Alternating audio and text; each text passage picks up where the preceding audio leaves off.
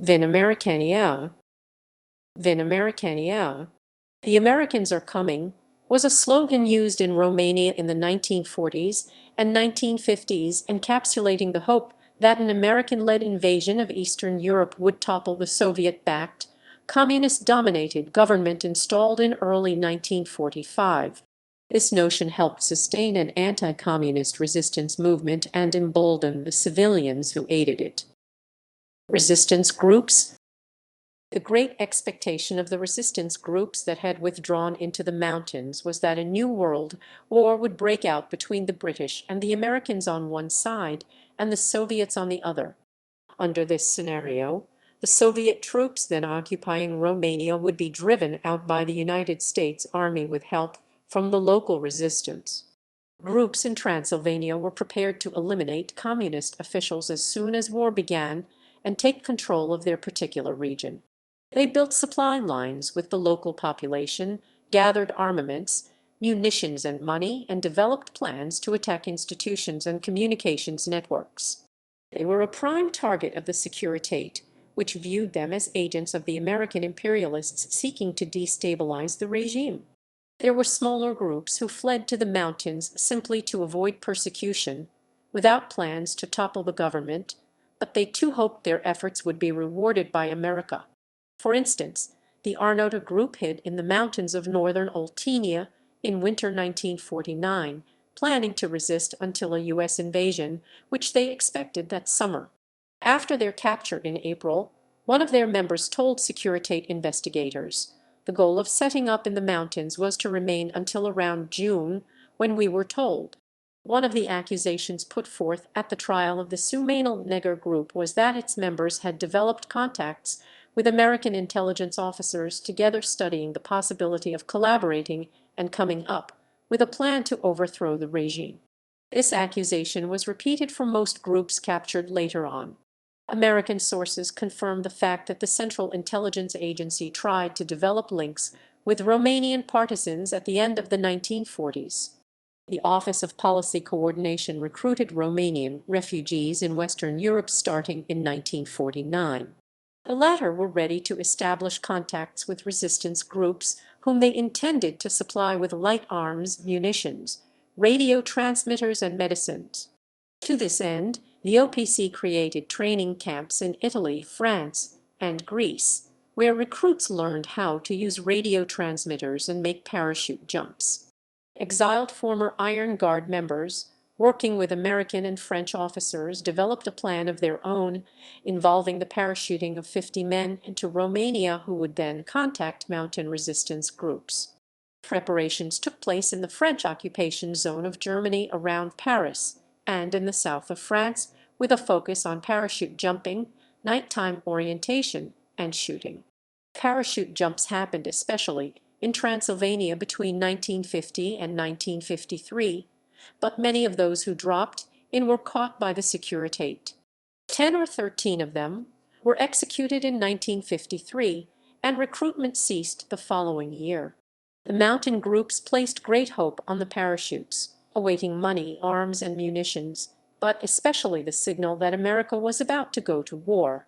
For instance, in the early 1950s, the Ion Gavrila group in the Fagaras Mountains tried contacting the Romanian National Committee in the United States, sending them a letter with the geographic coordinates where food and arms should be dropped. The group also tried sending a letter to the American legation in Bucharest in 1955, describing its harsh living conditions. American planes were also eagerly awaited by peasants and shepherds who helped the partisans not only for political reasons, but also because the latter took food from them, promising to pay using money found in parachuted parcels. In 1953, for instance, the Gavrila and Gheorghe Arsenescu Toma Arnautoiu groups promised local shepherds they would pay the considerable sum of 100 lei per kilogram of cheese if a package containing 250,000 lei were found. This shows that as late as 1953, resistance groups and those who helped them were still motivated by the hope that America had not forgotten them. The Securitate was aware of this. In 1953, a report on the Gavrila group claimed it was aided by enemy elements, with a philo-American mentality. The activity of the resistance groups was directly linked to the hope that the Americans are coming. Many Romanians believed these groups had close links to representatives from Washington and that an action leading to the regime's fall was only a matter of time. Western radio stations, first Voice of America and the BBC, and later Radio Free Europe, long maintained hope in an American intervention to free Eastern Europe. For resistance members, this conviction helped them continue their fight in dire conditions. For instance, historian Radu Ciucinu, who was with a resistance group in the mountains at the time, says that if the Red Army had attacked Western Europe, as he expected then, the Romanian anti-communists could have freed the country from the influence of Moscow with the victory of the West. In June 1949, during the trial of the partisans from Banat, a student from Fagures, Andrei Hasu, asked his colleagues, "People die in Banat and we sit and wait. What are we waiting? For the Americans to come." 435. General population. A January 1946 article in the popular magazine Viator Romanesca suggested that Romanians had been awaiting Americans' arrival since World War II, and hyperbolically presented the benefits of the bombing of Bucharest.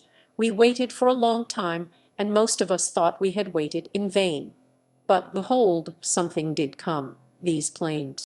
The Soviet occupation, de facto begun in late August 1944, launched the Vin Americanii hope in earnest, but this was accentuated after November 1946, when the Communists won an election through intimidation and probable fraud, liquidated the opposition National Peasants' Party in July 1947.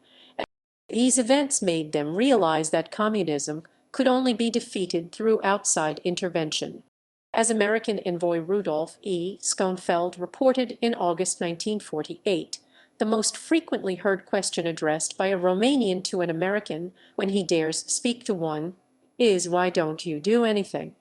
According to archives of the Interior Ministry, which took the possibility of intervention seriously, anti-communist and anti-Soviet statements by people were common in 1946–47 and truly widespread in 1948. Quite often, these statements expressed hope that the king and the historic political parties would come back to rule after an American intervention. In 1946, rumor that war would begin was persistent and would be continually recorded until 1950. Some believed the signing of the Paris Peace Treaty in February 1947 meant war. In May that year, it was thought Americans had bombed Soviet troops near Buzău, while that summer rumors of an imminent war were prevalent in the northwest of the country. In advance of the farcical 1948 election, numerous pro-American leaflets and graffiti were discovered, which continued into the next year. Among the messages found were "Long live the Republicans until the arrival of the Americans," and written in Hungarian in Mercuria Silk, "Long live the American and British armies that will free the people from communist dictatorship." Invasion rumors were often very precise, specifying the date and manner armed intervention would take. One scenario involved troops disembarking en masse at Constanta on the Black Sea, brought over from Greece or Turkey. Another saw as many as 60,000 airplanes bombing strategic targets and driving out the communists. Voice of America reports were amplified or distorted. For instance, when news of King Michael's meeting with U.S. President Harry S. Truman was broadcast in April 1948, it was said in Brăila that the latter had assured him he would soon regain his throne, and in Bucharest that he would be back home before Easter. At the Fourth World Festival of Youth and Students in 1953, a number of young Romanians approached Western journalists, given a rare opportunity to make their opinions known to the outside world. They tended to be discouraged, but still awaited American help, a hope boosted by the Korean War. One of them gave a written message to a U.S. journalist: "Romanians put all their hopes in the American people. Everyone has understood that 1953 is the year of liberation. The Romanian people remains silent, with an open wound. But at the first chance we get, we will erupt. You have already seen the misery in which Romanian peasants' disillusionment, anticipation gradually gave way to resignation and disappointment as the 1950s wore on. For instance, ex-Prime Minister Constantin Argetoianu exclaimed in April 1950, a month before being arrested and sent to Siet prison, "Even if they came with a wheelbarrow, they would have arrived by now." But it was only after the failure of the United States to intervene during the Hungarian Revolution of 1956 that hope for similar action in Romania was swept away. As historian Florin Constantinescu notes, a strange phenomenon of collective psychology was the strong and enduring belief that the West, and above all the USA, would pull Romania from beneath the Soviet boot. Vin Americania was an expression that summarized a political attitude but also a state of mind. These resisted all proof of disinterest in Western capitals. People turned to different ways of coping: flight or the hope of flight, mental escape, Western music, yoga, bridge, and adopting Western lifestyles to the extent this was possible. In 2005, the Americans did finally announce they would come when an accord was reached allowing them a permanent base at Mihail Kogalniceanu International Airport near Constanta. The communist regime had long since been overthrown, however, and the expression Vin Americanii was used in a more jocular or ironic fashion this time around. A similar pattern took place in 2011 when the United States announced plans to set up a missile defense system in Debeselu commune. The 2007 film California Dreamin' also plays on the theme. One of its protagonists suffered as a boy during the bombing of Bucharest, and his parents, who eagerly awaited the Americans, were instead arrested by the Soviets, so he is quite resentful toward the American troops, who finally arrive in his village in 1999. Additionally, the phrase was associated with Michael Jackson's wildly popular Bucharest concerts, with emblematic products such as Coca-Cola and McDonald's, and with popular culture offerings such as soap operas and in TV.